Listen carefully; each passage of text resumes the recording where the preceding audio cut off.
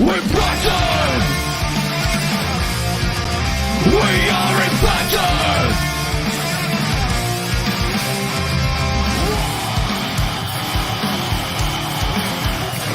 Impacted! We're ready to get up! We want to win! Light the fire of power that make us free! We never break down! We want to win! We are impacted! The best team! Hello and welcome to TNI-UK Impacted episode 155, coming to you live by the Total Non-Stop Impact Network on YouTube and Twitch. And if you listen on the go, then we're also available on SoundCloud, Spotify, iTunes, and wherever you listen to your favourite shows, we are there. I am your host, Bison, and today I am joined by the one and only Joker and the man simply known as Steve. Maybe you could become Insane Steven. I don't know. Get the face paint on and everything. You never know. How we doing, boys? We're doing good, Yeah. thank you. How are you? Yeah, not bad. But as you all know, my weeks are extremely busy at the moment, working my tail off. But loving life and getting shizzle done.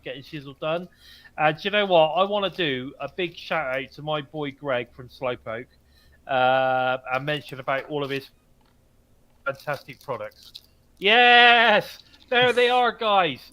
The Slowpoke products, right? Okay, we're talking pins, we're talking stickers, we're talking jigsaw puzzles, we're talking comic books, we are talking stickers. Look at these bad boys. You know what I'm saying? You need to get involved. You need to head over to Slowpoke Toys and Collectibles.co.uk. Hang on, let me just check that. That's not right. Slowpoketoys.com. That's where you need to go. You need to head over to there to check out the indie wrestling collectibles over there. Stickers, badges. You know, I mean, it's all here. You know, he does it all. He does it all. So head on over slowpoketoys.com. Awesome. There you go. Bam! Not bad. Yeah, not bad. But there you go. Anyway, guys, I'll tell you what, we got a hell of a show this week.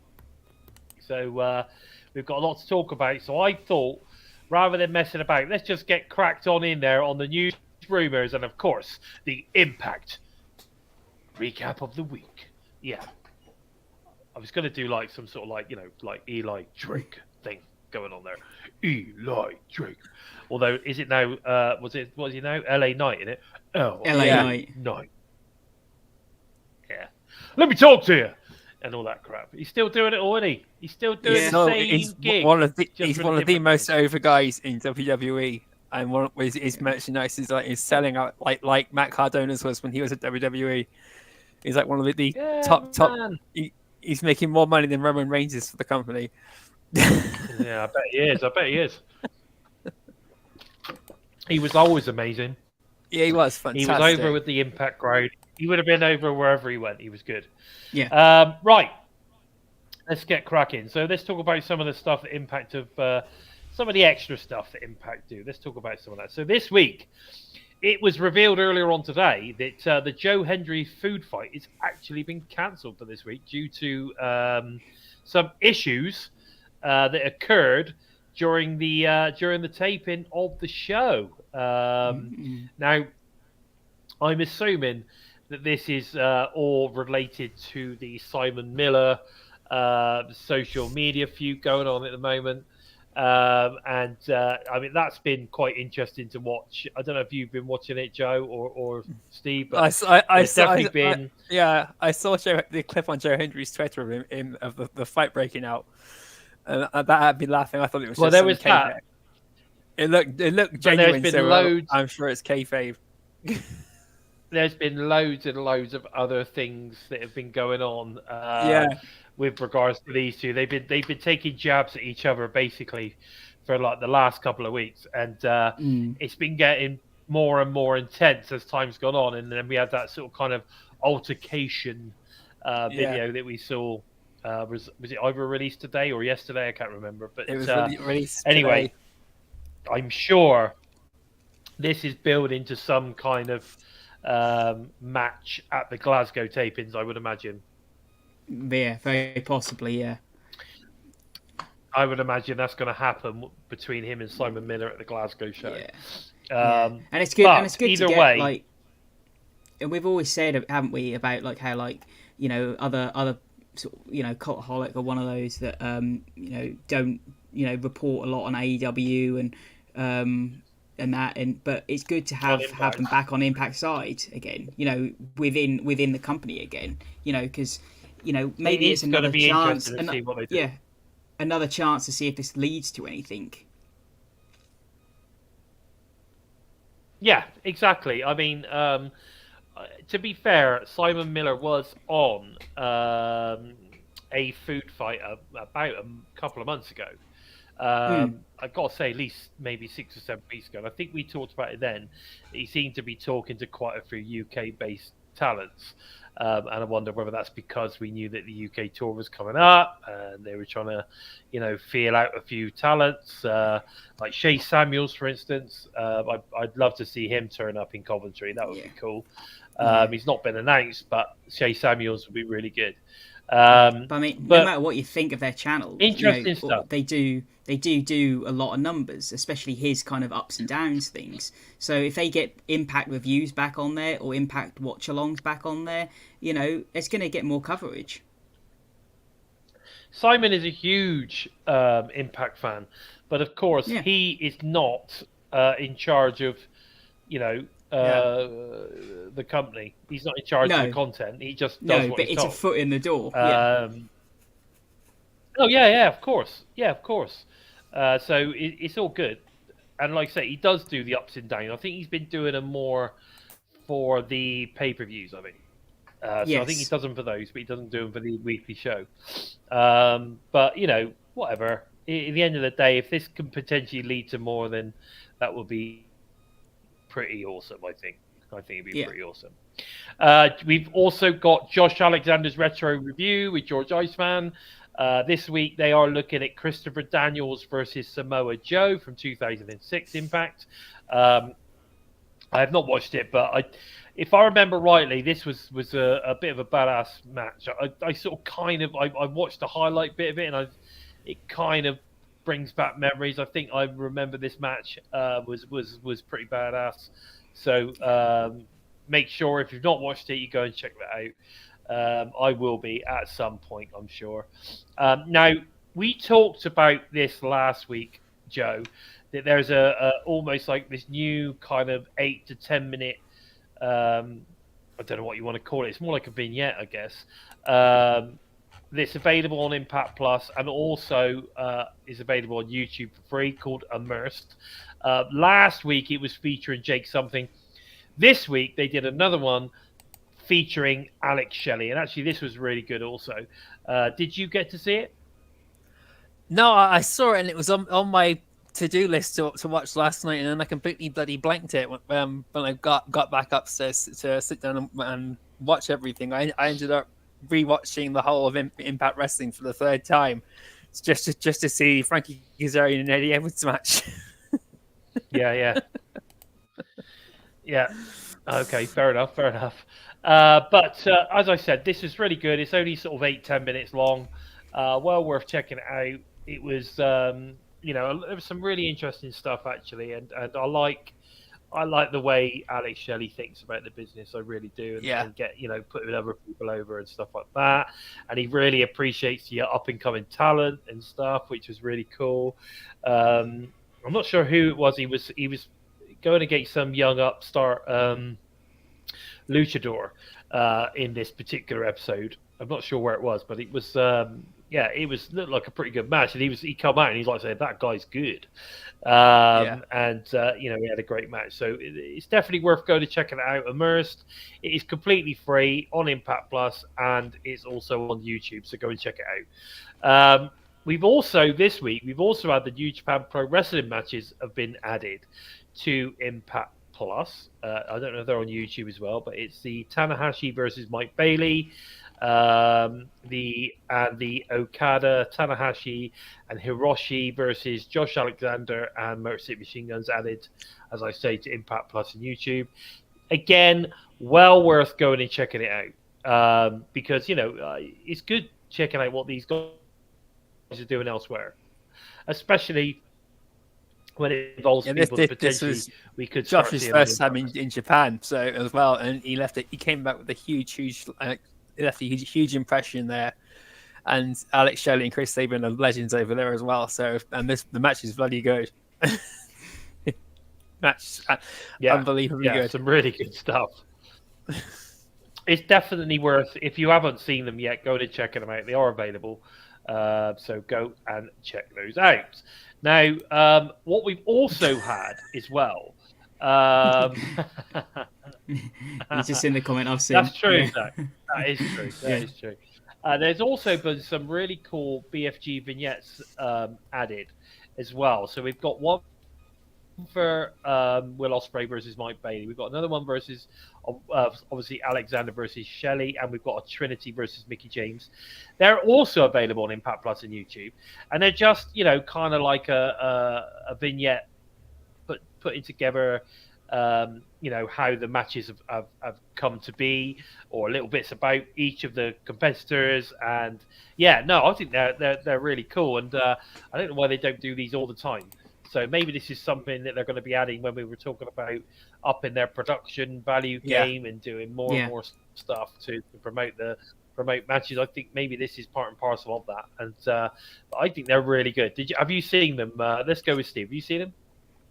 Yeah, and like you say, it's one of those things where you think this is really a step up, and why don't they do it more often? Maybe it is one of those things to make it feel more special for a pay-per-view, but like I say, it really does have that extra feel that you think if they'd done it all the while, then it could really make them feel, if they've got that in their locker, do it all the while, you feel. It basically elevates those matches. It elevates those big matches. Yes, it does. Yeah. And that's like I say, and you feel like if they could do it all the while, then they might as well do it all the while, because those times where you've got those big matches, even on a weekly show, it could make them feel so much more bigger. Yeah. Exactly. You give them a real big match feel. I think they're really good. I really like them, and of course, it is based around what they would class as their biggest stars as well. So plus definitely. Will Ospreay, obviously. Now, this is interesting as well, because we've also started to see matches for the UK Invasion Tour, specifically Turning Point being advertised. Now, obviously, that's the one they're pushing at the moment because they want to sell that one out. But at the moment, we've got Will Ospreay versus Eddie Edwards. We'll get to that in a second. We've got Josh Alexander and EY facing Subculture. That's interesting. We've got Danny Luna versus Jordan Grace. Wow, that's going to be good. Today, we've also today had advertised Motor City Machine Guns versus Moose and Myers. So they're already now starting to really push those. Yeah, they are. That could be a show. That could be a show stealer. Yeah, man, definitely. Motor City Machine Guns Moose and Myers to steal the show. Oh man, that's going to be a hell of a match. But we definitely don't want Jedward anywhere near Impact Wrestling. We definitely don't want that. Or Cliff Richard. No. We're not up for that either. But fair play for your input. Appreciate it. Do you know what? I'm not said hello to anybody today, so I'm going to do that. We've got Barry, we've got Zach Bonifer, we've got Mir, we've got Norbert, we've got Bonus Baby. Have I missed anybody so far? Punk's in the house, Come or he back. was earlier. Punk's I don't know if back, he is now. But guys, listen. If you are with us, Simon's in the house. He's just arrived. So guys, listen. If you are in the chat and you want to say something, at least say hello. Let us know you're there. And if not, you just want to hang out, by all means, just hang out. But leave us some messages. Let us know you're there. We'll give you a shout out. We always do. We like to give you guys a shout out. Something else I think was announced. It was either announced yesterday or today. I can't remember. But we've got Will Ospreay will be the special guest on this week's Press Pass, which is Thursday, which is tomorrow, with Tom Hannafan. Wow. That's well, interesting stuff. That they're really putting some time into Will at the moment. Yeah, and he's doing a lot of Impact Wrestling too. Could this be? Is there the possibility? Yeah, they just seem to be seriously pushing him. Yeah, well, I think they need to as well before Bound. I think they but need that's what to I say. before Bound they for do... Glory as well. Because while the matchup was already probably of course predictable, that he would go up against. He's there to sell it. Yeah, you want to hear from him to what the match means to him to go against, Mike Bailey. You've heard from Speedball, so let's hear from Will Ospreay.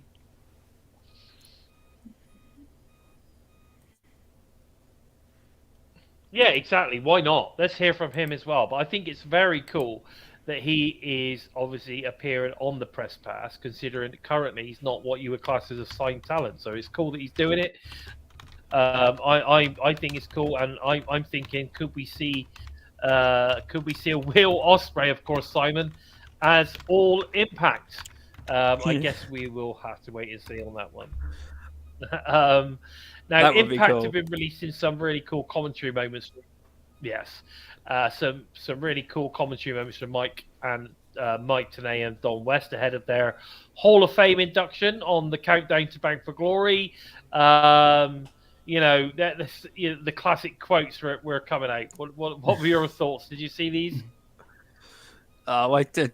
It brought back a lot, so much. I do miss Don West so much. Rest in peace. And Mike Tenay's an absolute legend. It's just any reference and call back to them will always put a smile on any fan's face, no matter how long you've been watching TNA or Impact Wrestling. It's just so good to know that they're still being honoured.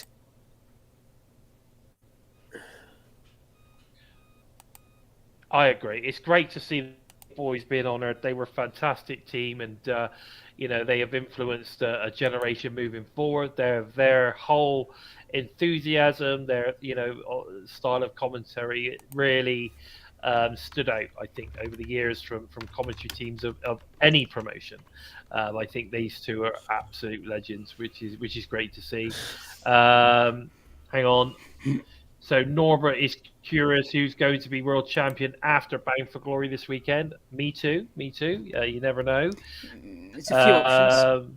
And I know what Mir's talking about there. There's a few possibilities in there. Now, also, it was revealed tail end of last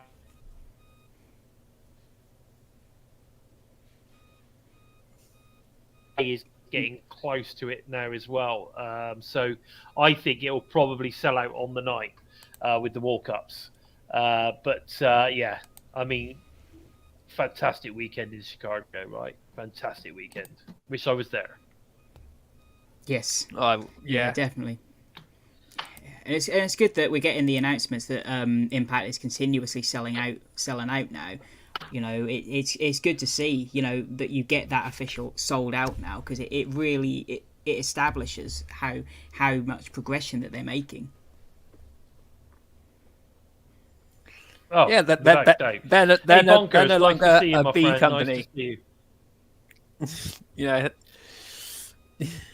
they're just I showing agree. that, Yeah. that they are the place to be. You know, everyone can sort of keep knocking them and sleeping on them and rolling their eyes or whatever. They're still doing a hell of a lot better than at least the Yeah. fan base isn't infighting with everybody else. Yeah, exactly. We don't know none of that stuff. But none of the crap that we've got going on with Tony Khan at the moment, the face of AEW, of course. So, ABW. anyway, right, okay. So I'm going to be right back. Okie dokie. He's going to. Yeah. Be right back. No worries. So yeah, where were we then? Getting to BTI, going to Alan Angels, getting the win over Laredo Kid last week, and probably, I mean, even before you get to Impact, that was a contender for match of the night, weren't it? Oh, that was a fantastic match, and I was quite shocked that Alan Angels didn't get the win.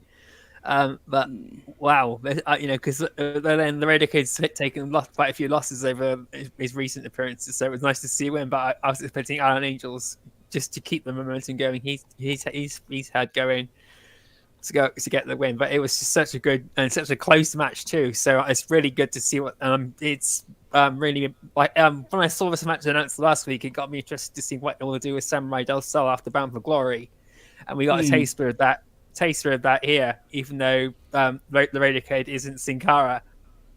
If you guys remember, go back to WWE, remember who Samurai Del Sol was then. Yeah. Right, I'm okay. glad How the am I now? Kids How some am I now? wins. Is that better? Yeah, Seems seems okay. Yeah. Is that... Yeah, okay, no worries. Okay, good. I just wanted to make sure that lag had disappeared because that was making life a bit difficult. So Alan Angels gets the win over Laredo Kid on BTI. That was an interesting match. We then head into Impact, open with a tag title match between the Rascalz and, of course, Callahan and Swan. And after a fantastic match, I have to say, this was a great match to open the show. The Rascalz pick up the win. With that awesome move that they've started to bring back again. I've forgotten what it's called now. To retain and, of course, move on to BFG to face ABC. What were your thoughts on this one, Joe? It was a fantastic match. It's also a bit of a downer knowing this might be the last time we see Sami Callihan on Impact Wrestling. Unless he's sticking around after Bound for Glory for some more tapings to get written off. But it was a bloody good match, and once again we're seeing that Trey and Wentz, by hook or by crook, can still get the job done. And it's really put their match against the ABC at Bound for Glory on the must-watch if it wasn't already.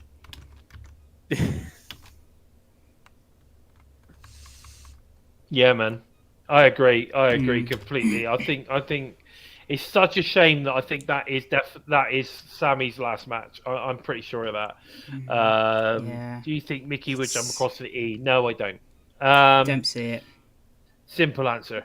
Backstage, we get Kenny King is under the impression that his contractually obliged rematch for a digital media title after Heath neutralizes him in the Memphis Street fight 2 weeks ago. King vows to make him atone for his sins. We then obviously head in. We've got Gia Miller who's interviewing the incredible Kylan King, who was unable to coexist with Jody Threat in the big 10-person tag team match last week. King blames Threat for taking out her tag team partner Taylor Wilde. Santino Marella is suspicious that King was aware of a tire iron being used in the attack. King admits that she was the one who attacked Wilde, stating that she became deadweight after the Coven lost the Knockouts World Tag Team titles. What was your thoughts on all this? That shocked me a little bit. I wasn't expecting that at all, actually.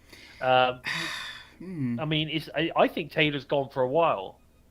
Yeah, so the only reason why I can think of it happening, which is a bit shocking, but Kylan King Yeah. going on a solo run is going to be really interesting to see where she goes, and hopefully we'll see her and Savannah Evans mix it up 1-on-1 and see them develop a rivalry. That would be an interesting angle to go down. While we wait to see what happens between Trinity and Mickey James. But Kylan King is a shoo-in to go for the Knockouts title soon, without a doubt. Deanna Peraza was putting her over a couple of weeks ago, saying that she's one that definitely deserves to go for the Knockouts title as well. So there's a lot of people backing Kylan King to be the next, or to go be the next number one contender for the Knockouts World Championship. But if Taylor Wilde's gone, I know she just injured her wrist, and I don't. So if she's away even longer than that, then it's probably contract negotiations or something else. But it's still pretty sad to see, because I was really enjoying the return of Taylor Wilde, and I loved the Coven as well. They were fantastic.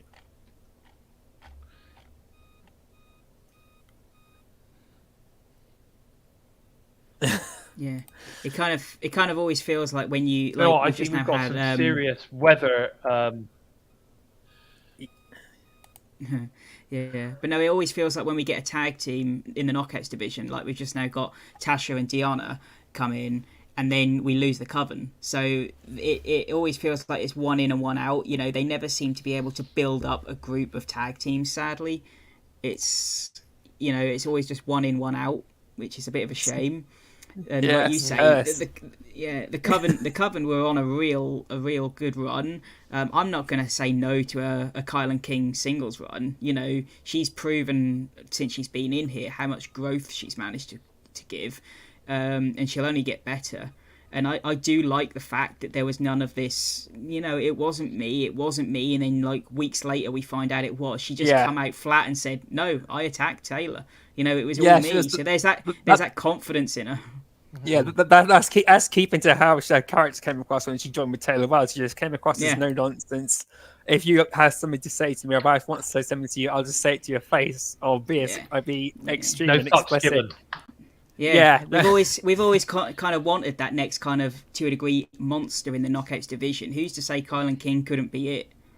Oh, it's going to be great, and there's going to be a great rivalry between her and Jodie carrying on from this too.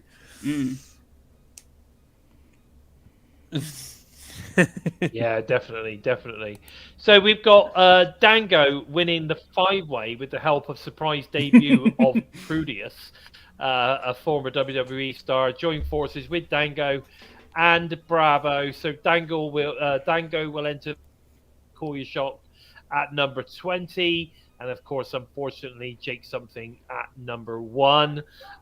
He's got a hell of a task now, Jake. Hell of a task. I was hoping Jake was going to win. Actually, it'd been great to see Jake sort of come in at number 20 and blast out. It would be fantastic. But interesting stuff. Dango gets number 20. As I say, we get the debut of Proteus, the former WWE star. Again, a lot of people, I don't think, recognised him straight off the bat because of beard. No. He had a beard, which I don't believe he had when he was in WWE. So he had the beard, and he's been gone for a while. After he got dropped from WWE, he disappeared for a while. And I believe he's been back. Kozlov was in WWE. Yeah. I believe he's backstage, isn't he? I believe he's on the Russian commentary team. Wow. So he's now front stage. Because I believe he's actually doing a run-in, so he's now front stage. So I think he has been on the Impact roster for a little while. It's just a case of obviously they're now kind of putting him, on screen. And again, rumors or whatever, but part of me wants to say that he actually does own the Kozlov name, so if he wanted to use it, he could. It's just a case of what they call him, because even commentary weren't sure. Ray Walt sort of said, "Oh, he's Kozlov," and then Hannafin was like, "No, it's Prudius." It's a case of they didn't really know what to call him. Yeah, so, that and I'm sure it was a reminder to everyone who because I recognise the name, and I haven't seen him much of him on WWE when he was there, but I recognise the name almost straight away, and But it was great, a great swerve on the match, because I honestly thought Jake something was going to win, and Champagne Singh was probably going to be the one to lose, or Jordan Grace is going to win. And so, but I can see Jake something now being the first one to come in at number one and go all the way to win, or Jordan Grace winning to be the first woman to win the Call Your Shot Gauntlet, or Brian Myers to win. Well, both Eddie and Rhino were in at number one and won it. So Jake wouldn't be the first. Well, in that case, then that's not like that. I forgot that how that's kind of why like being number one now I feel doesn't hold much, because both Eddie and Rhino have both done it. Yeah, but Jake something is such a dominant force. It's just it's just something we need that deserves to happen. Or Dango's going to take both of them out, and that's just going to continue the rivalry. I would love Dango to do it just because of his character, basically saying, "Look, I've won this, but I don't care about it." Okay, the Bison's, for the listeners, the Bison is having a huge problem with the weather. We've got storm coming up in the UK, so he's joining us on YouTube and in the chat. So the reins are going to be handed over to Steve and myself. Yeah. So no worries. Expect it to be and choppy and everything while we try to continue on as best we can. No worries. Yeah. He's saying that he couldn't understand a word we're saying, so I hope you guys aren't the same. Okay. But yeah, so yeah, where were we? Then we get Crazy Steve come out, basically, giving a message to digital media champion Tommy Dreamer, basically vowing to teach Choice a lesson with misery for the no DQ match. What do you think? What did you think of this whole section? I loved it. I could see the whole song just bringing a smile to the Bison's face. So let us know in the chat what your reaction was, because I can see you giggling. I'm pretty sure I could see you giggling when anytime Steve was talking about killing Tommy Dreamer off the screen. I loved it. It's brought out that changing character straight away. He's back to the sick and twisted side he was when Decay started. Yes, and it's fantastic. It was so good to see, and to see things how he's going to end things with Black Taurus finally. Is it going to be finally hit the nail on the head? Well, most likely it's going to put his match with Tommy Dreamer into the spotlight after Bound for Glory as well. So it's a great match for Crazy Steve to start next month on. And just read what Miz had to say about Nick Aldis. Like I say, I'm very intrigued as to what, because Steve's character work lately has just been, step by step getting more and more unhinged, but it's still a controlled unhinged, which is more dangerous. As we saw here, he basically, coerced Tommy into kind of thinking that everything was okay, and then literally stabbing him in the back. And it's one of those where you sort of, part of me didn't enjoy this promo from Tommy. It was a bit too, monotone. Tommy. Yeah, it was one of those where, it was a bit too monotone. I kind of got where what he was going for, but it was after a couple of minutes, it's like, I want you to kind of change the emotion. Yeah. But I'm intrigued where this match will go to sort of see where Taurus will go. Yeah. I'm pretty sure it's going to be message sent to Black Taurus from this, because we got a luchador three-way or a 6-man tag match or something with Black Taurus, Sam Raider, Raider Kid, and somebody else after Bound for Glory. So they've got a match after Bound for Glory, but this is going to be a great way to sadly kill off Decay, unless Rosemary decides to come back anytime soon and rekindle things with Havoc. Simon thinks it's building up to a Tommy's retirement and then a Hall of Fame induction. Very possibly. I do too. I know Tommy Jr. was talking about retiring earlier this year, and that wasn't just kayfabe, and that he's been seriously considering retiring for since the death of Terry Funk and all the problems with this family prior to that too. So it's it's inevitable, but it's going to be a great way to end his career. Putting over someone like Crazy Steve, who honestly you wouldn't expect to be put over by anybody. So that's just good. Yeah.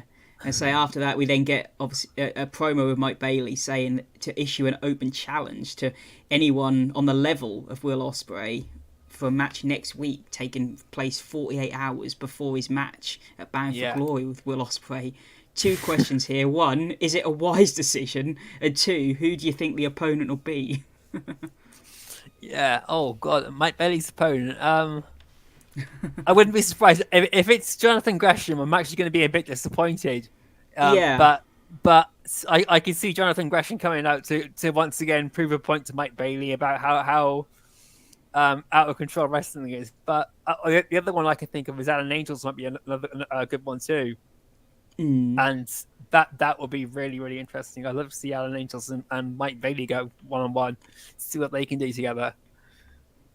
Yeah, I again, it's going to be interesting because you sort of think, well, who is it going to be? Someone that would be picked who is on the level of Will Ospreay, or is it going to be a wrestler who is picking themselves, thinking I'm on the level of Will Ospreay? Yeah.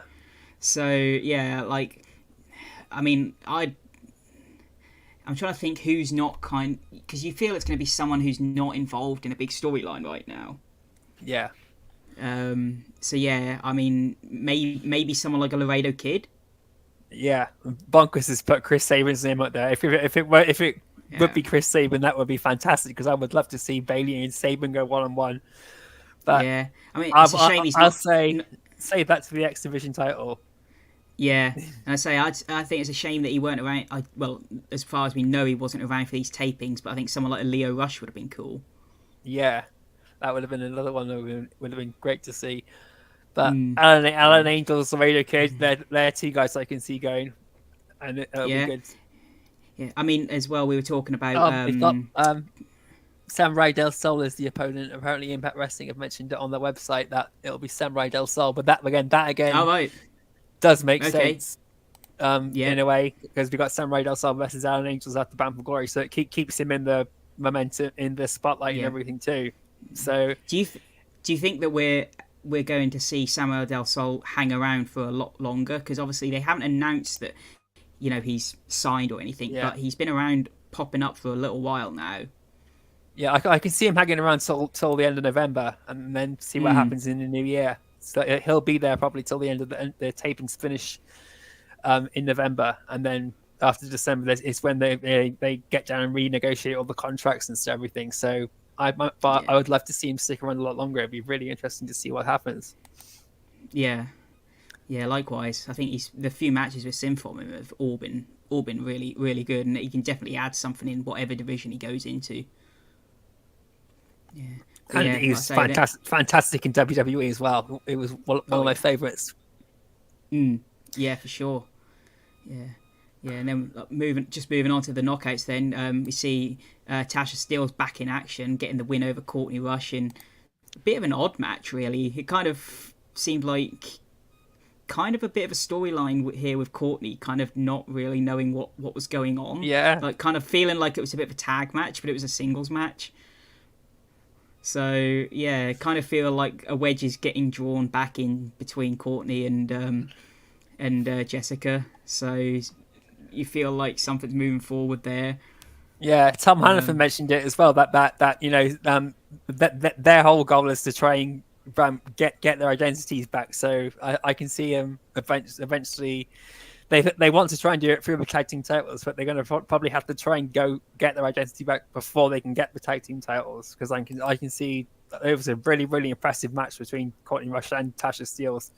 The ending was set up brilliantly too, and there was very little foul play from Gianna Prazo too. So Tasha Steelz won it on her own merit. It was more Courtney Rush just wasn't 100% focused on the match. Yeah, I still like what they've done with. Deanna is basically, she's kind of that tweener face, but she's still kept all the attitude. Yeah, they've not turned her like complete baby face. The same with Tasha. You know, she's kind of still that tweener with the absolute complete attitude of like, I am the flavor, I am what I am. You know, she is the Barika badass. Yeah, she is. Yeah, and like I say, they're not complete. They're kind of that kind of tweener face, but they haven't lost any of that heel attitude. Yeah, it's what we want to see. Very good character development from both of them. And they bounce off each other so well because they've trained together for such a long time. So it's going to be it's a really interesting team already, and I can honestly see them taking the tag titles from MK Ultra at Bound for Glory. Yeah, it's an interesting one, isn't it? Which we'll get onto the preview in a little bit, but it's going to be an interesting match to watch. And then sort of heading up last week's match with, all I can say is again a possible match of the year in Eddie Edwards versus Kaz. 2 out of 3 falls match, and what a matchup it was. Pretty much had everything you'd expect from both of these veterans. With Eddie getting the first pinfall, then Kaz getting the submission with the chicken wing, and then after some absolute insane spots, you get Kaz getting the third fall, and being the last man standing after completely taking out Alicia in an absolutely brutal table spot. Kaz getting 2 out of the 3 falls, and then celebrating the hard fought victory and closing the book on this rivalry with Eddie. Yeah, I did predict that it would go to a 2 out of 3 fall match, but my prediction was it would be at Bound for Glory. So, but the fact that we got the match and we got the 3 matches that I suspected we'd get in the 2 out of 3 fall match too, and it going ironically the way I thought it would go. Eddie would get the first 4, and then it would go down to a last man standing match where Kaz gets the win. But my God, they put each other through hell in this match. You know, Eddie Edwards has got some of the best chops in wrestling. You know, Kaz's chest was bleeding from sort of 10 minutes in. You could see how hard Eddie's chops were. Yeah, and then Kaz got some amazing spots. And, you know, the stars clash onto the stage. A big shout out to one of his tag team partners and the legendary AJ Styles. Yeah. And then to drop Eddie Edwards through the table with Tracy Brooks' finishing move, that was brilliant too. Just insult to injury after Tracy beat Alicia. So now, technically, Tracy beat Eddie. Yeah, but, like I say, there were so many little storyline bits in here that you probably wouldn't have picked up had you not watched the entire sort of feud. And again, we've sort of spoken and said, this feud should have ended ages ago. This feud has ran its course. But to go as long as it has, to get this match as the payoff, I think was worth it. It was well worth it. And Kaz has made his intention clear on Twitter after the match was shown on Impact Wrestling that the world title was in his sights. So I could see Alex Shelley or Josh Alexander versus Frankie Kazarian. I would have said at Turning Point, but now I can see it at Hard to Kill. Yeah. And again, it's gonna. Has anyone got? Well, yeah. I think everyone's got sympathy for Alicia. I mean, you know, you see the table. Yeah. Table bump she took, but again, you know, and again, don't want to blow any smoke or anything, but we talk about how, you know, people get injured and that. If you go back and watch that table spot, you look at the way that Kaz protected Alicia. You know, this is just doing her duty as a wife, protecting her husband. You know, there were, you know, that table spot was nasty for Alicia, but like I say, it was a very. She did have it coming up as well. You know, it's a case of you get in there with the big boys, you've got to play. No, but just saying, don't forget about Moose. Yeah, Moose has thrown Alicia for a table. Yes. Yeah. So, did we have sympathy when Bully put Dixie through that table? Oh no. But yeah, like I say, it was cross her entire Valkyrie through the table. Oh yeah, we can go on forever.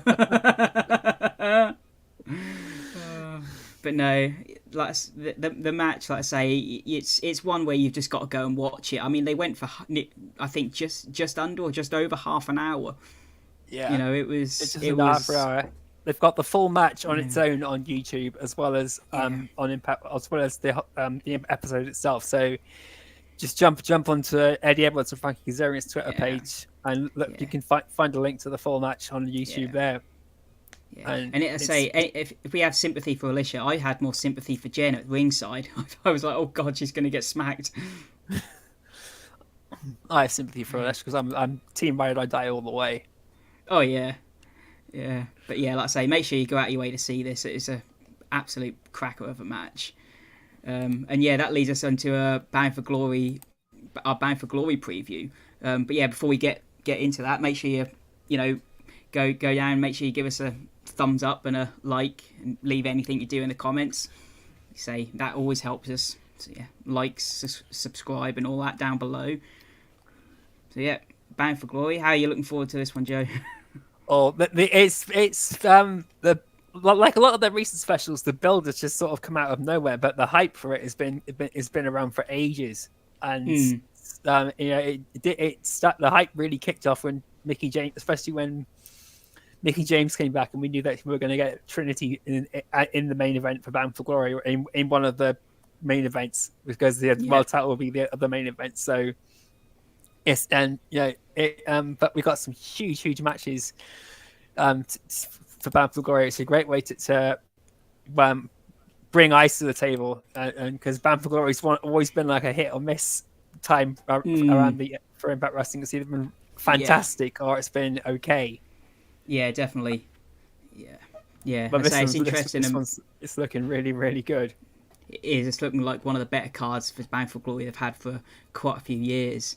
I say it's interesting. A minute ago, we were obviously talking about Tracy, because I think the countdown, most of the time, it's a Bound for Glory. It's a Hall of Fame induction, and this year it's going to be Tracy Brooks and the old commentary team with Mike Tenay and Don West going in. So yeah, that's going to be something, isn't it, for those two going in?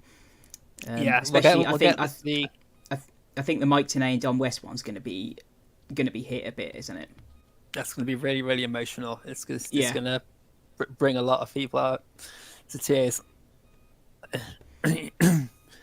And we got the Call Your Shot Gauntlet will be in the pre-show as well. The countdown to glory. So we're going to be kicking off with a bang after the Hall of It's Fame. interesting to see that.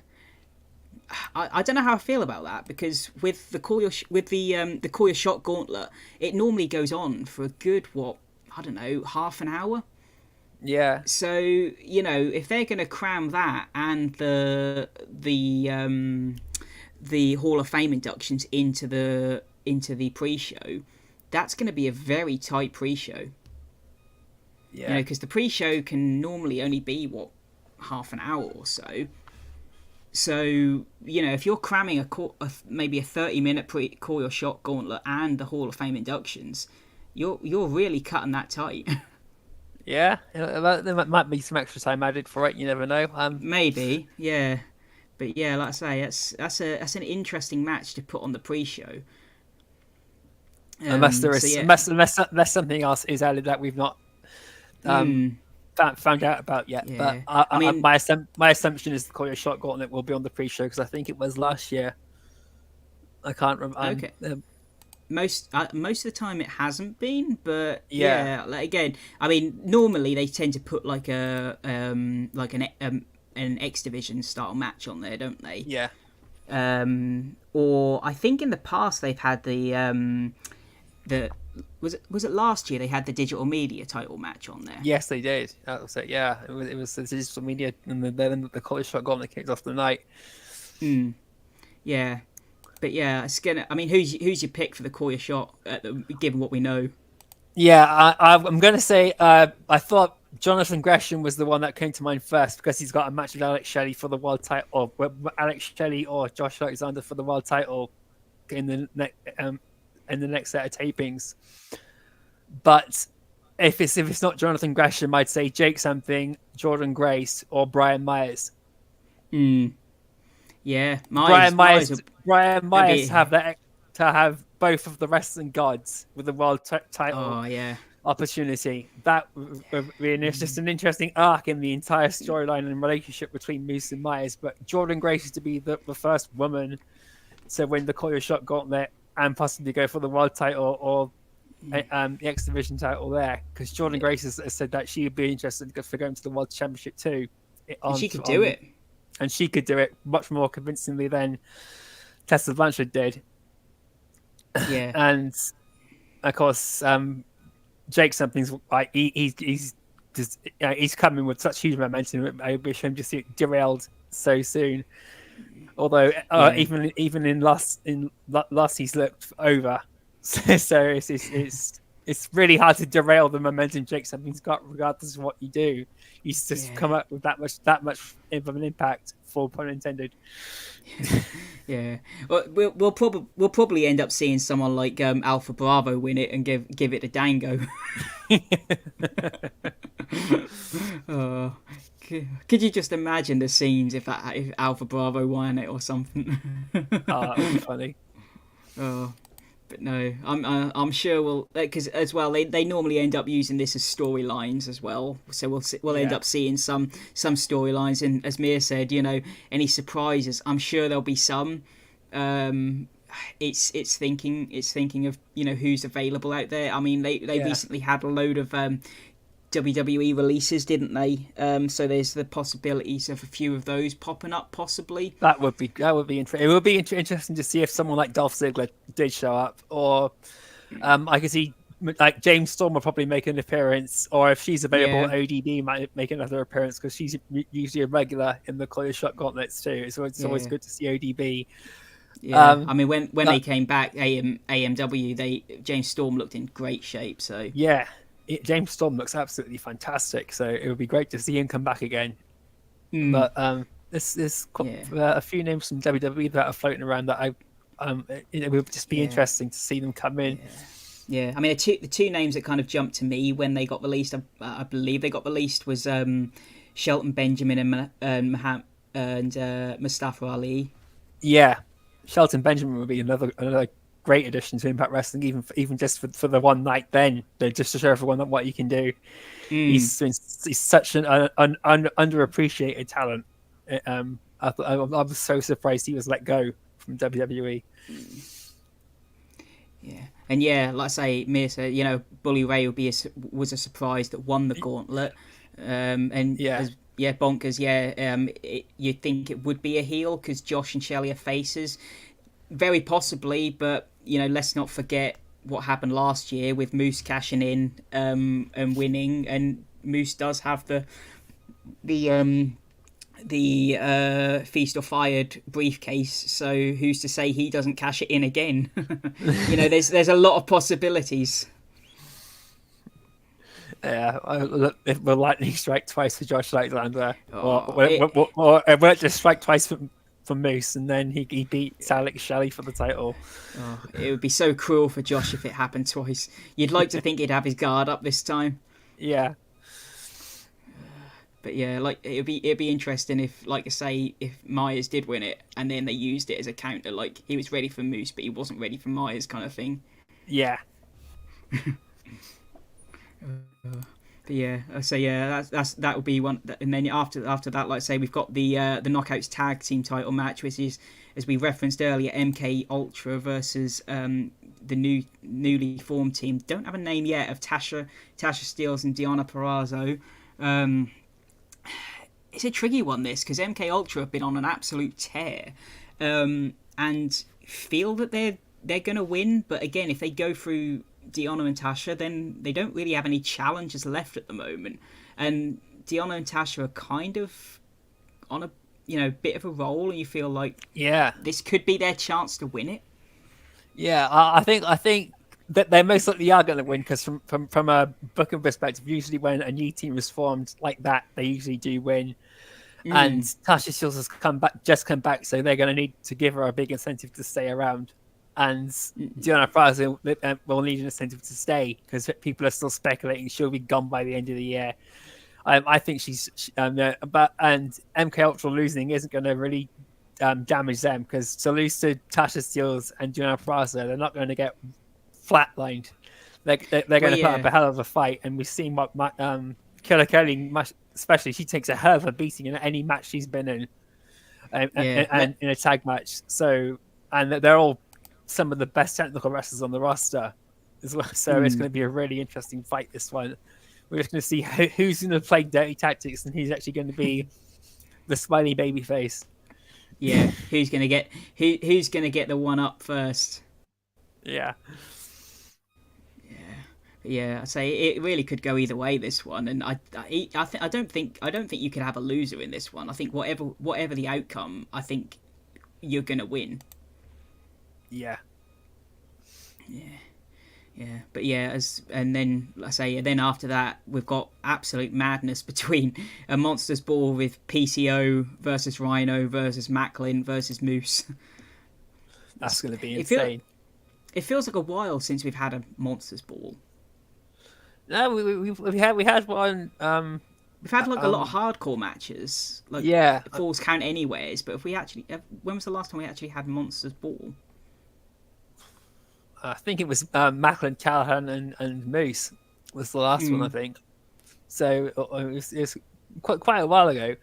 But it's interesting how this one's come about, though. The only one who doesn't really make any sense being in it is Moose. Although Steve Macklin coming on to try and get the case off of him is really the Macklin sort of drawing everybody into this match, really. So it's like everyone is out to get Macklin, essentially. PCO's not finished with him. Rhino wants him gone, and Moose wants to shut him up. So, and I think Macklin's going to be walking out the winner. That's interesting, because for me, the one that didn't really make sense was PCO, because you got Moose, who has got the world title case, Macklin who wants it, and then Rhino, who is stopping Macklin from getting it.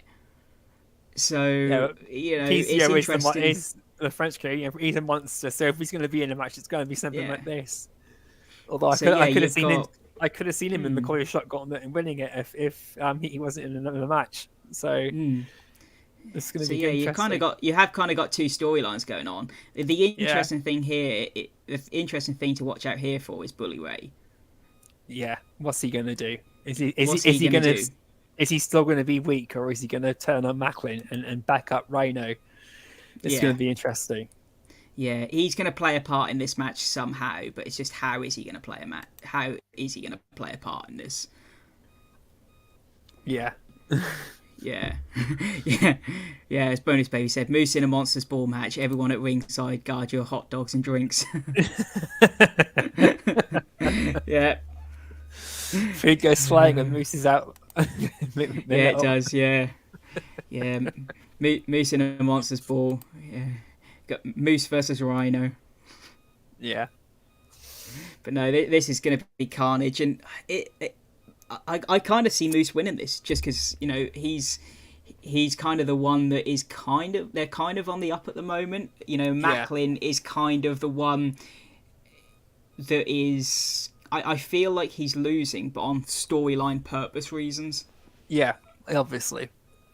It's all like Macklin building himself back up after he's basically lost the fight with Josh Alexander. He's lost his opportunity to beat him. It's now literally back to square one, reconnaissance, and then move front towards enemy, straight ghost. So, and PCO is once again being that roadblock. But of course, we've got Bully Ray now. Also, is going to be there too. So if Macklin can be the one sending Bully Ray packing, then that's going to be a great way to put over Macklin too. Yeah, definitely. Yeah. So yeah, then we get into the tag team match, which is, I think, been building for a long while. It's just a case of we've finally got to the match. Yeah. Which is the Rascalz versus the ABC, and again, this could be an absolute show stealer. 1, 2, sweet. Yeah. It's going to be good. This is going to be one that I'm really looking forward to. This match. Ace Austin and Chris Bay, two of the best wrestlers on the roster. Trey Miguel and Zachary Winston, two of the best wrestlers on the roster. Yeah. Two of the most over teams in the world. Yeah, and definitely. This could be match of the night. It's just so much. Wow, this is going to be good. It's all you can really. It's hard to put into words how exciting I am for this match. This one's really tricky because I feel like you could have this end in like how can I put it? Not with a DQ, but with interference on either side. Like Mir's saying, we know that Myron Reed is booked the following day, so you could very easily have him appear and help the Rascalz out. Yeah. On the flip side, I could see him definitely coming in at the end of the match. Yeah. Regardless. On the flip side, you could also have the Good Hands appear and cost the Rascalz. Yeah. Are they free agents again? Oh no, sorry. I was thinking of the Good Brothers, not the Good Hands. Yeah, no, yeah. You could very easily have the Good Hands, Skylar and Hotch, or maybe just Skylar at this moment appear and cost the Rascalz, considering everything that the Rascalz have put them through. Yeah. So it's a case of you could have both teams, be costed at some point. Yeah, but it's going to be a lot of back and forth in this one. It's going to be good. It's another great way of how Impact Wrestling is opening up so many different angles to each match and each storyline. There's so many what ifs. Even before the matches have even got underway, fans have got many different ideas of how it could end and how it will end and how it should end, etc., etc., etc. Yeah, and there was a adds to the excitement too, which is just going to be great. Yeah, and there was this back here saying hopefully they get the grizzled young veterans in, and that, if they could pop back, come in, maybe in and around this tag match, then they're a great team to get in. Yeah, that would be good. It'd be really nice to see. Yeah, I can't remember Impact. Yeah, like I say, the tag team division, it's been up and down for a little while, but. Like, I don't think a lot of people, until you really look at the teams they have, it does have a lot of depth. I mean, even if you look at, say, like Moose and Myers, they're not actually in the tag team division right now. And the same with like Singh and Shearer, they're not in the division right now, but they are still a tag team.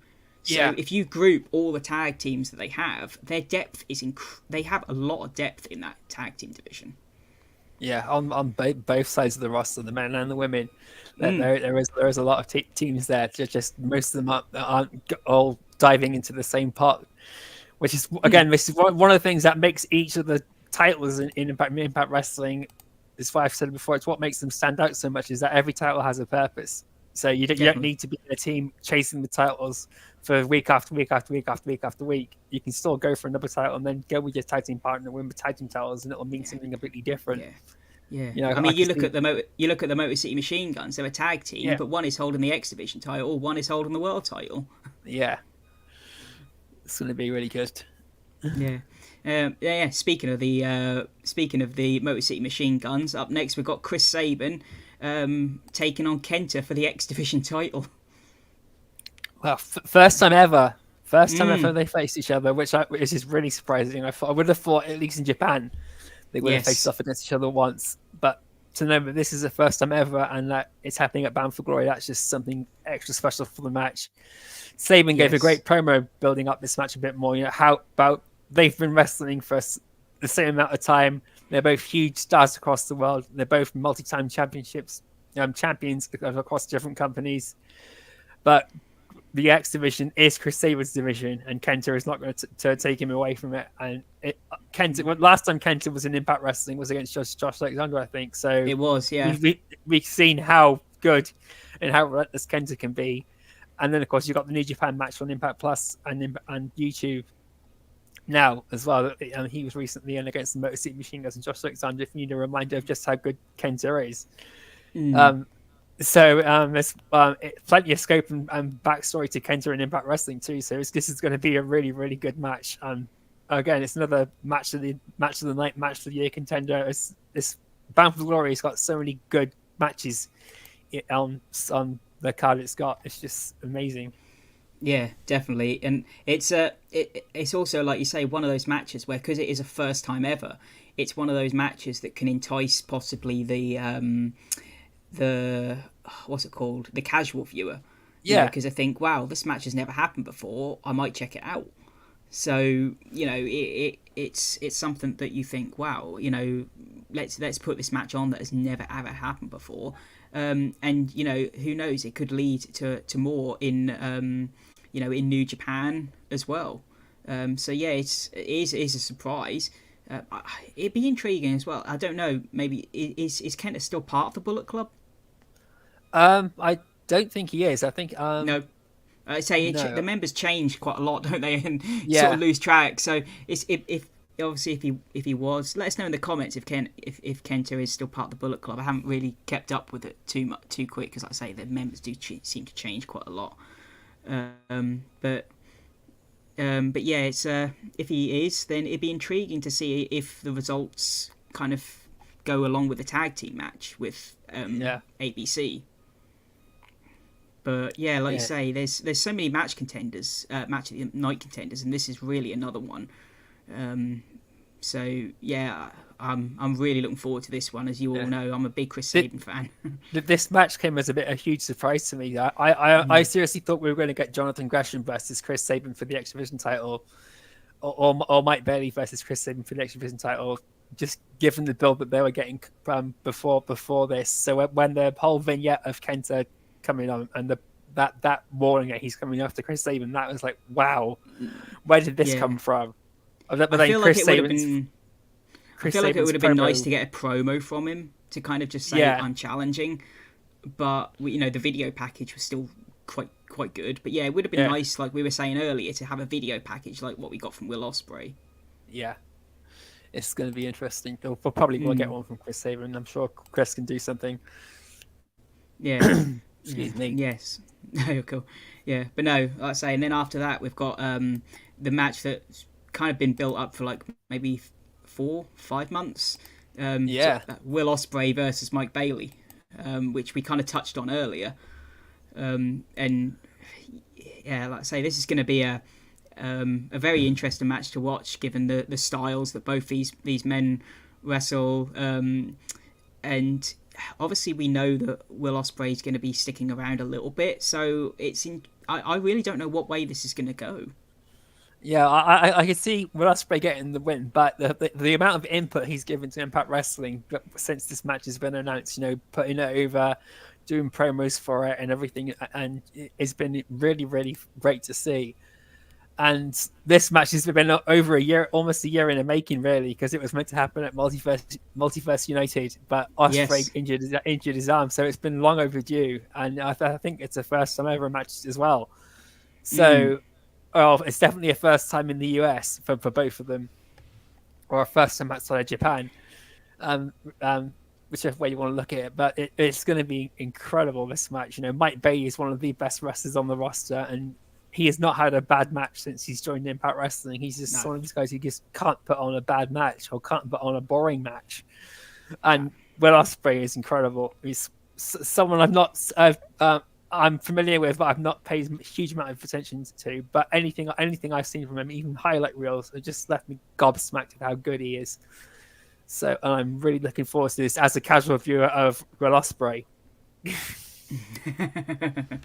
Yeah. No, I always remember before Will Ospreay, Mike Bailey signed, there was like I found a video of like 105 of his move set, and it was just like some of the things you saw on there. It's like, is that even possible? And I know that Will Ospreay is one of those wrestlers that can do things that you think, wow, that's incredible. So yeah, this match is going to be it's going to be like one of those matches where like, can you top this kind of thing?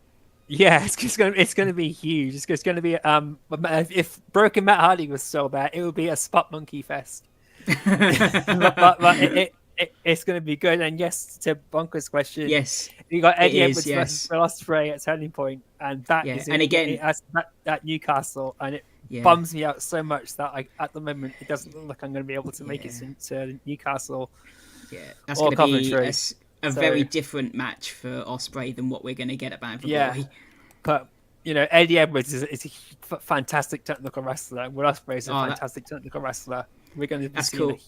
That's cool, Simon, that you've seen him live, and like I say, it is going to be a match of the night, I'm sure. Definitely. Yeah, but yeah, then we move like to our sort of first, I assume, of our double main event, which will be Trinity versus Mickie James. And Mickey has hinted at this for quite some time, that she's, wanted a match with Trinity, and now on like the biggest night, it looks like we're going to get it. And do you think that we see Mickey get the title back? Oh, that's the big burning question that I've had. I do, and I don't want to see her win, and that's what makes this match so good. It's a win-win regardless of who wins, but it's also, Trinity deserves a decent run with this Knockout Championship. And she's not to say she's had a bad run at all. She's had a fantastic run, but this is only a third or fourth defense now.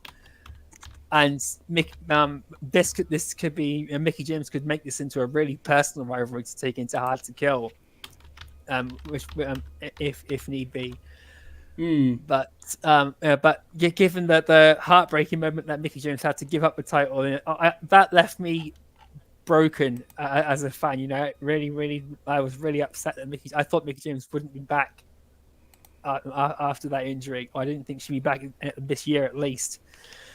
So to see her back, and now it's like one of the dream matches you couldn't even believe you'd be asking for is coming to light. It's like, oh my god, who do I want to win? And it's just going to be insane. All I can say is it's just off the charts how excited I am. It's just too hard to put into words. It's one of those where, like we were talking about the Knockouts tag team titles, it's going to be a win-win no matter who does win. Trinity has basically given her all to Impact Wrestling. Any match she's come out there basically given everything. And you know what you're going to get from Mickie James: promo, matches. She comes out there, gives 100% to everything. So you're not going to come away from this thinking, wow, what on earth did we witness? You're going to come away from there thinking, wow, that was amazing. No matter who won it. And I think, no matter who wins it, you're going to think, you're going to trust that Impact have done the right thing. It is just a case of you can't guess the winner, because either one in a way would make sense. Yeah, I think that's just something that adds to the match series. You can't guess the winner, and the winner isn't blatantly obvious as well. As one thing that's come into my head that, again, it could go with either of them is: do you think we see Mercedes Moné make an appearance? Because we know she's been backstage a couple of times, and again, she could be there and come out and kind of celebrate with Trinity, but we know that Mickie James has also wanted matches with her. So if Mickie wins, there's a chance for her to have a match finally with it as a champion. Yeah, it would be good to see Mercedes Moné in the Impact Zone. Really would be good, and I'd love to see her and Trinity face off for the title too. That would be a fantastic match. It's just it. Oh god, it would. And I'm not sure when Trinity.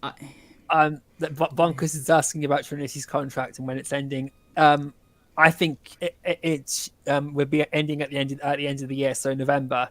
So, and then there'll be discussions of if she wants to stay on. But the way I see it, I think Trinity's going to sign on for a bit longer. I think if she retains the championship, then that's almost a dead cert. Yeah. She's going to be sticking around a lot longer. Yeah, I mean, she's spoken in many interviews about how much enjoyment she's having at Impact. Again, don't take anything like that as certain. We've heard it before, but it's one of those where, you just look at the landscape, and I sort of feel, where else would she get the run that she's having? Yeah, she's definitely. She wouldn't get it at WWE, and she wouldn't get it in AEW. It's just too chaotic. She needs a place where there's a happy medium, and at the moment, Impact Wrestling is the place that offers it. So, very monkey. Let's start with Monet, CM Punk, Taylor Swift, and Jed will be in the crowd. Yeah. Don't. I wouldn't mind CM Punk or Mercedes Moné, but the latter, no. Even as he's not a huge fan of CM Punk, if he can be there in Chicago that would be good for the crowd. It would be great good for Impact Wrestling, and it'd be honest, to see what he can do. To be honest, if Jedward managed to get a match with Eddie Edwards and Eddie Edwards slapped the taste out of both of them, I'd have it. Yeah.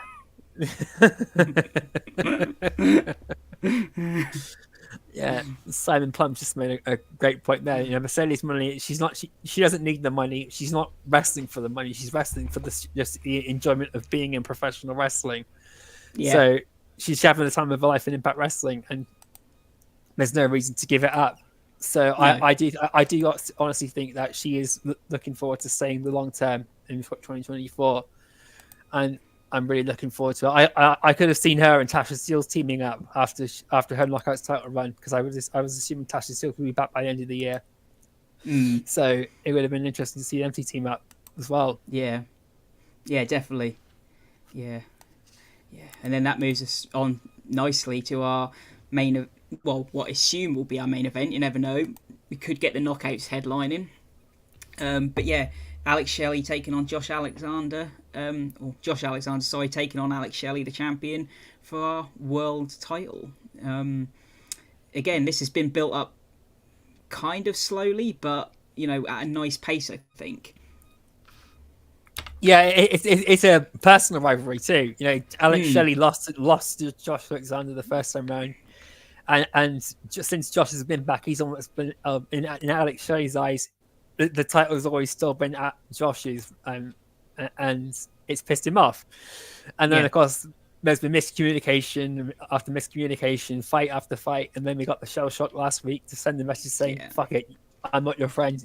There's no need to be nice anymore. No need to play nice. I'm gonna beat you. I'm going to prove you wrong. I'm going to prove myself wrong too, and say yes, I can beat you." And I think Alex Shelley is going to walk away with the belt. Because you do. Kazarian and Alex Shelley are hard to kill. But I would love to see Chris Sabin versus Alex Shelley for the X Division title. I think if Chris Sabin retains the X Division title, he should go for option C and go for a match with Alex Shelley at hard to kill. Yeah. Well, I say a couple of things there is like we always knew that Shelley had that like mean streak in him. So the kind of slight heel turn I don't think was ever out of the question. We always knew it was a possibility because he always had it in him. So it's nice to see, I think, just to give the match a little more bite to it. Yeah, it adds more of a division in the match now. Do you want the good guy or the bad guy to win or lose? Yeah, and again, like we were saying about like Deonna and Tasha, he's not gone full on heel. It's just that kind of, okay, you've done this, you've kind of hit me a few times. You've pushed me. You know, this is what you've got. The option C thing, I'd love for Sabin to do it. It's just a few times he's basically said, "Look, I will never cash in option. You know, we will never turn on each other," sort of thing. Yeah, but again, if Alex Shelley retains, he carries on his egotistical character, it's going to piss Sabin off. It is. Like I could see Shelley doing it. I just don't know if Sabin would. That's the thing. So the option C, like I say, it's I would love for those two to go for the world title together. I just don't know if Sabin would do it. That's the tricky thing. Yeah.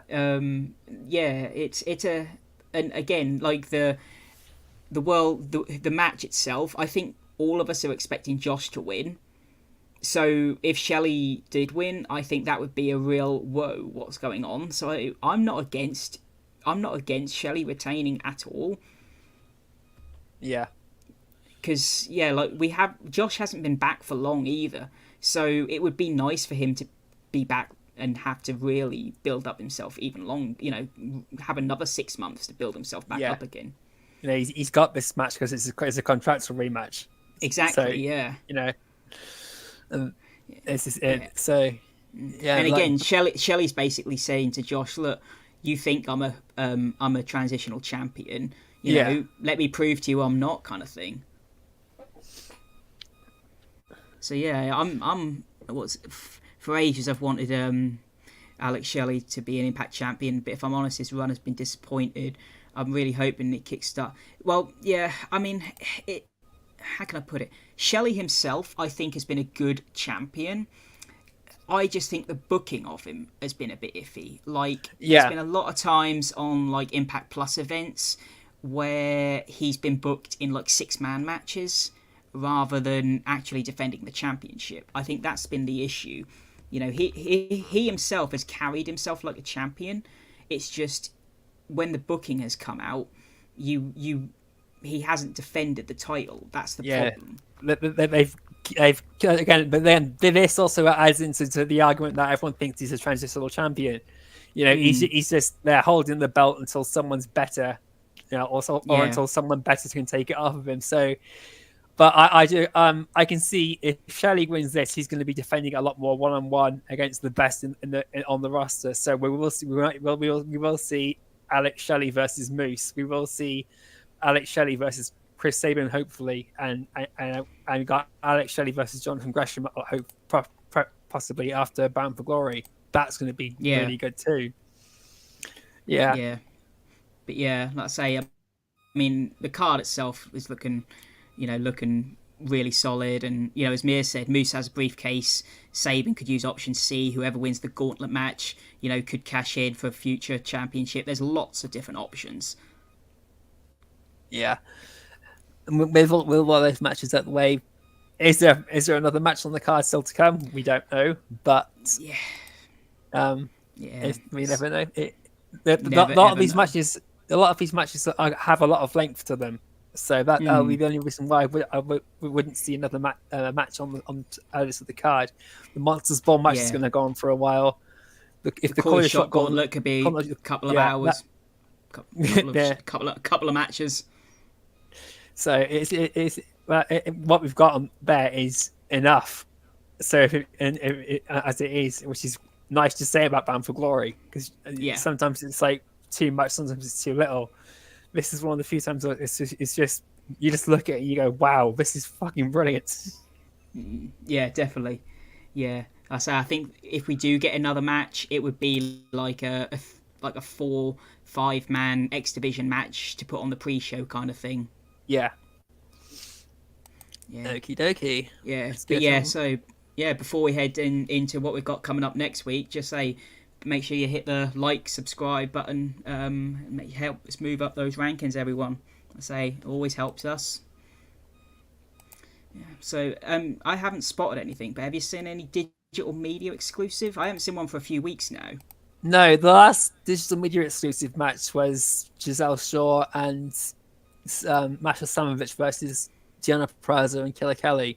There's not been one since then, and to my knowledge, there hasn't been a main event Monday match this week either. So it's all really building up to Bound for Glory and everything else there. Yeah. We do have BTI match though, guys. So we won't be asking you. We won't be asking you for that one. They got the BTI match out quite quick this week, which again leads on from last week. Kyle and King versus Jody Threat, which, you know, really looking forward to this one, and really looking forward to seeing you know, what both women do. Because again, are we going to see a more vicious Kyle and King? Yeah. Here, is she going to have one finger less? That was one of the best moments ever. Jody Threat biting champagne thing. That's one of the biggest pops of the year for me. That was just so funny.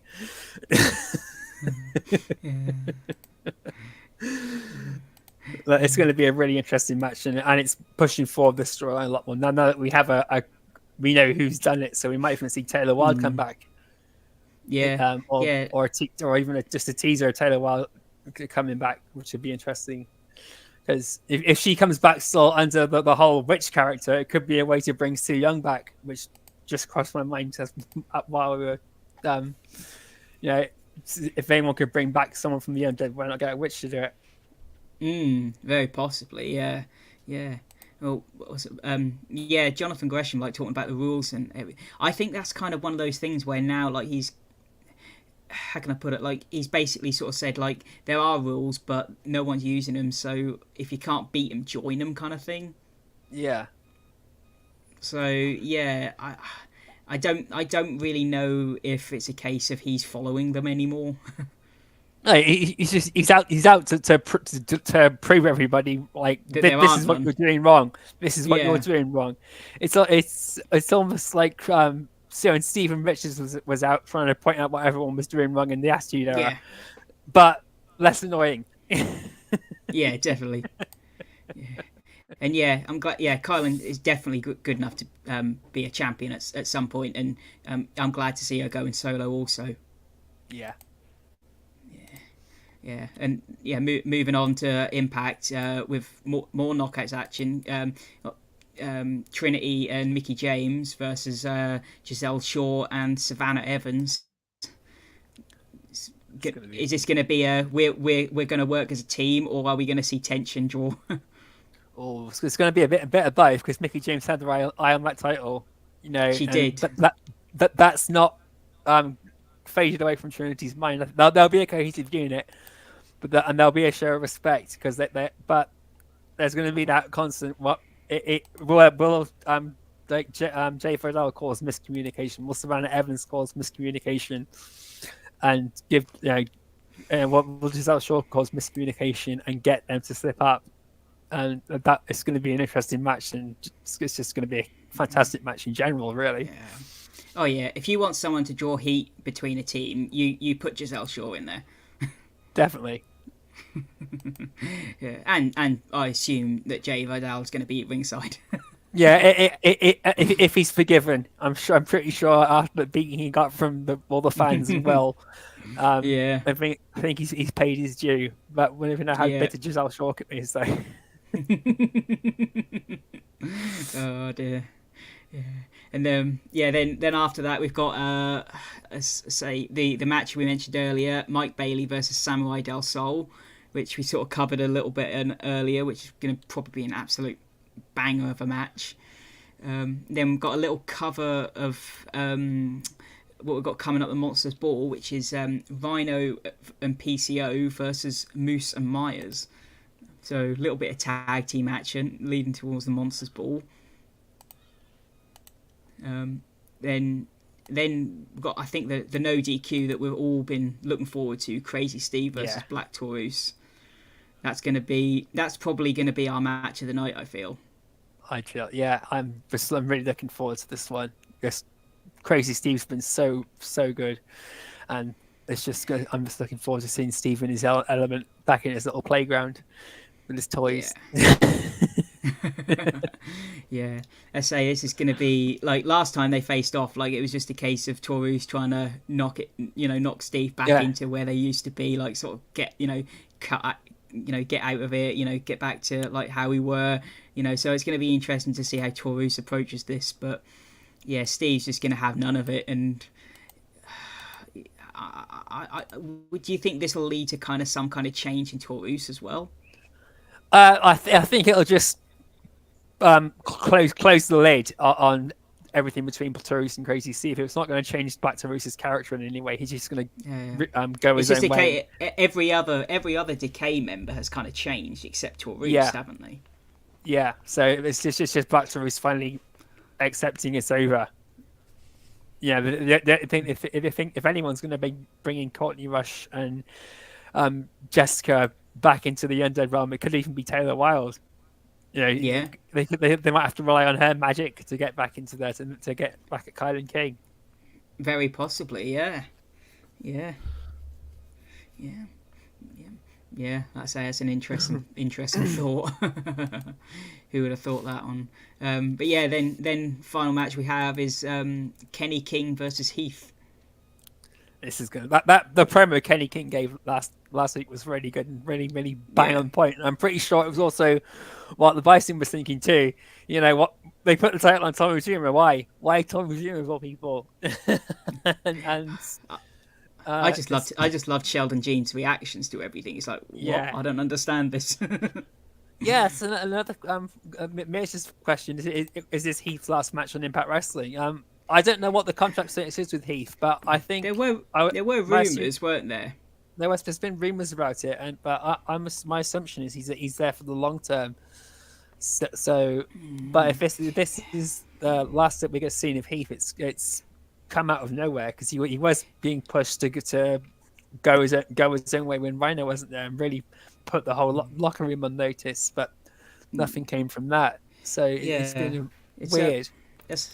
Yeah, like I say, it's one of those where like with anything, until it happens, then I take it as it is, because you never really know. I mean, we had, like I say, all these storylines with Moose that he was leaving and then he re-signed, you know. So until officially they say, okay, I'm a free agent, then I don't really tend to take too much notice. But yeah, like Heath has been very oddly booked. You know, he came in with a little bit of like direction, but then like for a while he's been getting quite over, but just by doing the same thing, turning up and just hitting the wake up call on people. Yeah, you feel we want to move on now. Yeah, he needs a bit more direction.